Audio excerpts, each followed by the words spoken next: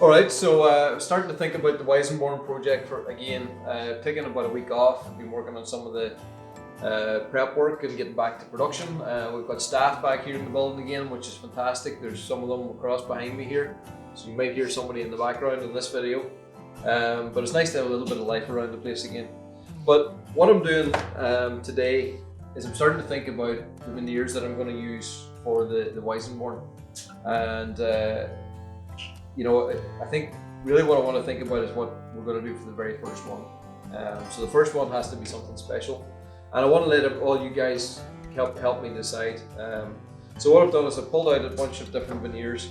The first thing I kind of realized was I've made a little bit of a difficult situation for myself. The vast majority of our veneers are not going to fit the Weissenborn. It's just too long. So so it kind of narrowed down some of our selections, but we still have some really nice stuff to choose from. So I made a little cardboard template, and that just kind of helps me see what an instrument is going to look like, and we'll lay them out. So the first one I'm looking at here, Dylan, if you want to look in on that, is Cocobolo. And Cocobolo is a really nice dark brown veneer with some really nice detailing on it.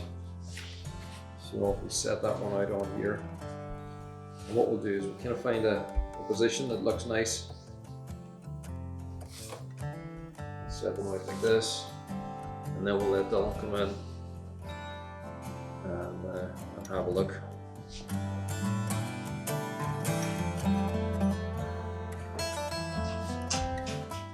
So that's a really nice choice, and I think we'll call that number one. Okay, so the next one we're going to look at is the Ebony. This one just, I think, barely fits. It's a little bit tight, but I think it will just about fit on there. Check that one out. Beautiful. It's kind of got nice warm colours in it. Okay, so Ebony will be number two.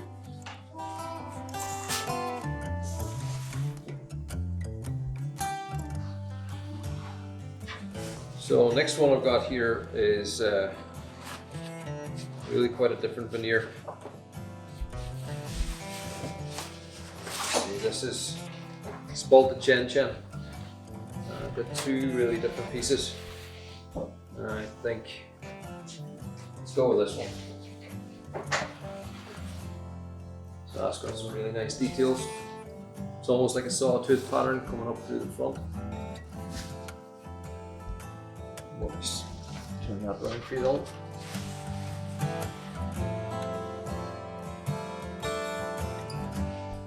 Alright, so Spalted Chen is number three.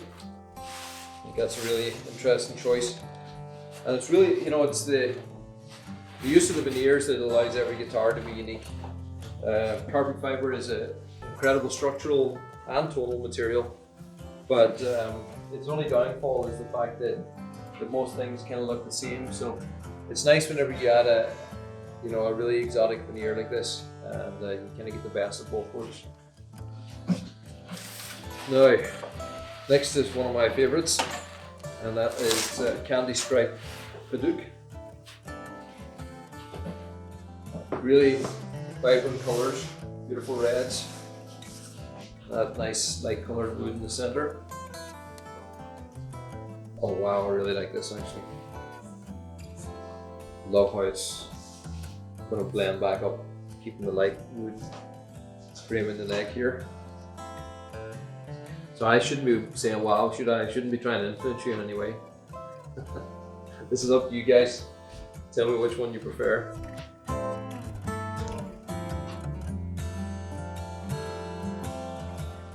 Okay, so that's number four, Candy Stripe Padauk.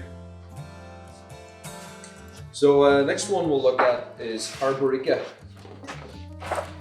and this is quite a bit different because it's got a lot of blacks and some lighter colours. Arborique is actually achieved by a dyeing process. So it's a black dye that is somehow infused into the wood and gives it these very dramatic patterns. That would be something like that. Let's see if I can make that easier for you.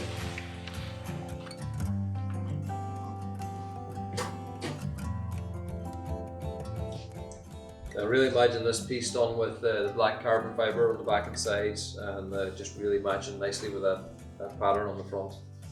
And you know, there's other ways we could position that within that same piece, but we'll just go with that one. So I think that's number 5. So Arborique is number 5. So the next one I've got for you is Bucati, and this is some really special veneer. Beautiful figurine in it. I always think it kind of almost looks like a leopard print or something. It's got all these little tiny spots and knots in it. We'll have to cut it differently to get a good book match, but it'll give you a good idea. So let me see if I get it lined up properly. So I made a few really nice custom guitars using this recently, which has been really turns out beautiful. With this wood and all the black lines, works really nice either with amber or the black carbon back and sides. Okay, so that is Bucati, and that'll be number 6. So next one I have is dark Pau Ferro. There's a lot of Pau Ferro here, and a lot of it is a lighter Pau Ferro with bigger patterns. This is a little bit more subtle patterning, but this one really caught my eye because of these two of the markings here. When you look at it, it almost looks like it's a dip, like a 3-dimensional, but it's totally flat. Just really like those little pieces. Some really special signatures on it. And just overall, the colours, I think it's just really rich, beautiful depth to it. So that's dark Pau Ferro, and that's going to be number 7.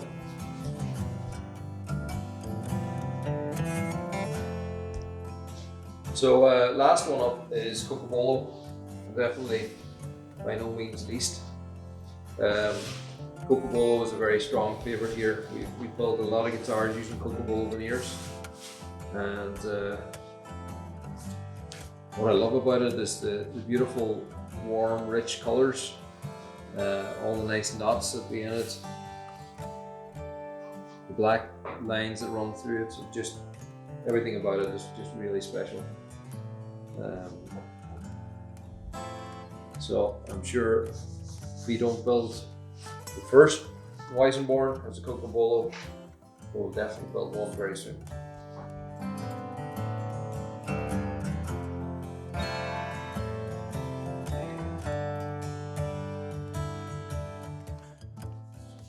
So that's Cocobolo, and that's going to be number 8.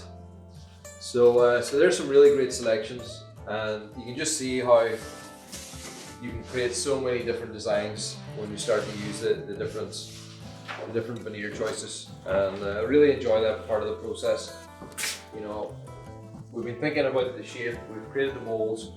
Now, you know, getting on to that stage where you start to imagine what it's going to look like as a finished instrument, I think that's a pretty cool time.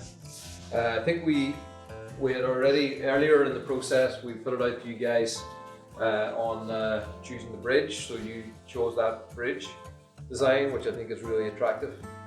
And we designed the sound holes, so you know, it's kind of been a collaborative process, so definitely let me know which one of the veneers is your favourite, and that's what we'll build the very first one with. So the other thing I've been working on is the case. So it wouldn't be the first time that I've designed an instrument and then discovered afterwards that I can't get a case to fit it. So when I was designing this one, I took our X30 jumbo case, and I had to really design the instrument to fit perfectly into it. So it is going to take some modifications. I'm going to talk to Hiscox, and hopefully they can do that custom in-house for us, or we might have to modify them afterwards. So I've had to take away the central pocket here and take away some of the foam here, but it still gives it all the protection that it needs. It's still structurally sound.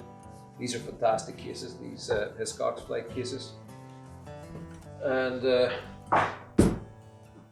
even though it's such a big instrument, it's going to fit perfectly into this jumbo case. So it'll be supported in the head, fits perfectly in there. So some of the contours were actually designed thinking about the case. I trialed it in there in advance. So that's it. That's what it's going to look like in a case. I look forward to putting the finished one in there. So that's it for today. I'm going to get back to actually doing some physical work on it again tomorrow. Finishing off some of the templates, some of the molds, the mold for the headstock. So hopefully you've enjoyed today's video, and be sure to follow us again tomorrow. See you tomorrow.